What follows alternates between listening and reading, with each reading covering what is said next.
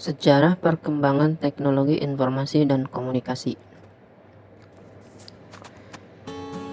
Sejarah teknologi informasi dan komunikasi meliputi sejarah perkembangan komunikasi dan perkembangan komputer. Perkembangan komunikasi meliputi sejarah komunikasi zaman prasejarah, sejarah telegraf, telepon, radio, dan televisi. Sedangkan sejarah perkembangan komputer dimulai dengan ditemukannya abakus, kalkulator, sampai komputer, dari komputer generasi pertama sampai dengan saat ini. Komputer generasi pertama awalnya diciptakan untuk membantu Perang Dunia Kedua. Komputer generasi pertama ini biasanya sulit untuk diprogram dan kecepatannya sangat terbatas.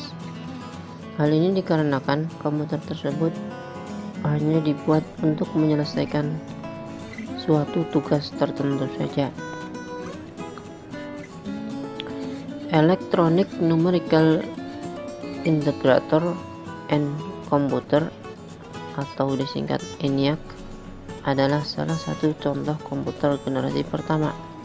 Konon komputer ENIAC ini dibuat dengan menggunakan 18.000 tabung vakum dengan ukuran 1.800 kaki dan mempunyai berat yang mencapai sekitar 30 ton. Bentuk komputer ENIAC memiliki ukuran yang sangat besar. Pada peletakan program ini saja memerlukan ruang seluas 500 meter persegi.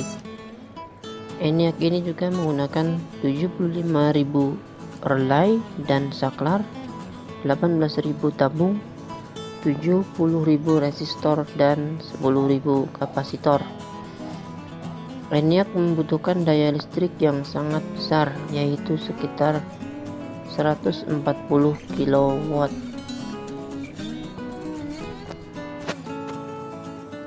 Komputer generasi kedua. Komputer generasi kedua umumnya mempunyai ukuran yang lebih kecil. Hal ini dikarenakan tabung vakum yang biasa digunakan dalam komputer generasi pertama digantikan dengan transistor.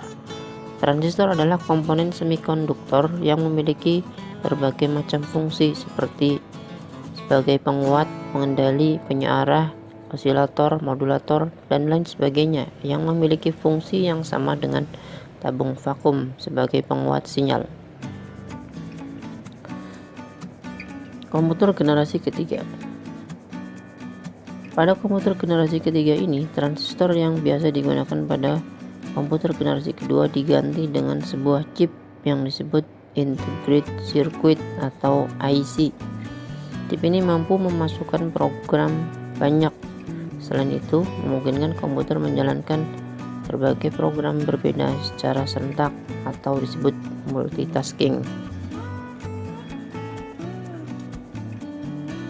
Komputer generasi keempat. Komputer yang kita pakai pada saat ini merupakan komputer generasi keempat, di mana komputer generasi keempat ini dibuat dengan menggunakan komponen dasar bernama mikroprosesor. Chip mikroprosesor memiliki ribuan transistor dan beberapa macam elemen sirkuit yang mana saling terhubung menjadi satu. Komputer generasi kelima. Komputer generasi kelima merupakan komputer yang masih dalam tahap pengembangan, di mana generasi ini akan mempunyai teknologi yang dibuat dengan berdasarkan kecerdasan buatan atau artificial intelligence. Pengembangan komputer generasi kelima ini bertujuan untuk dapat menghasilkan perangkat komputer yang dapat merespon menggunakan bahasa yang digunakan manusia. Tidak cukup sampai di situ, komputer generasi ini diharapkan dapat mempelajari lingkungan di sekitarnya serta dapat menyesuaikan dirinya sendiri. Hal ini diimplementasikan dalam banyak mesin dan robot yang sudah banyak dipakai oleh industri dan bisnis. Peranan teknologi informasi. Teknologi informasi dan komunikasi mempunyai peranan yang sangat penting dalam kehidupan sehari-hari. Peranan tersebut pada dasarnya untuk mengatasi kesulitan-kesulitan yang ada dalam kehidupan atau aktivitas kita sehari-hari.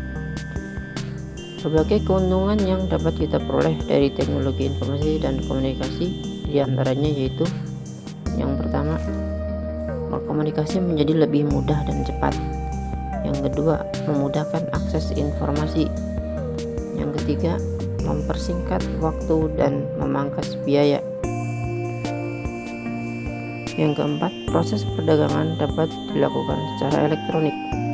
Yang kelima, transaksi secara daring atau dalam jaringan atau online seperti mobile banking, SMS banking, dan internet banking. Dan juga masih banyak yang lainnya, termasuk mendukung pembelajaran secara online seperti saat ini. Demikianlah materi atau video seputar sejarah perkembangan teknologi informasi dan peranannya dalam kehidupan kita sehari-hari. Terima kasih. Assalamualaikum warahmatullahi wabarakatuh.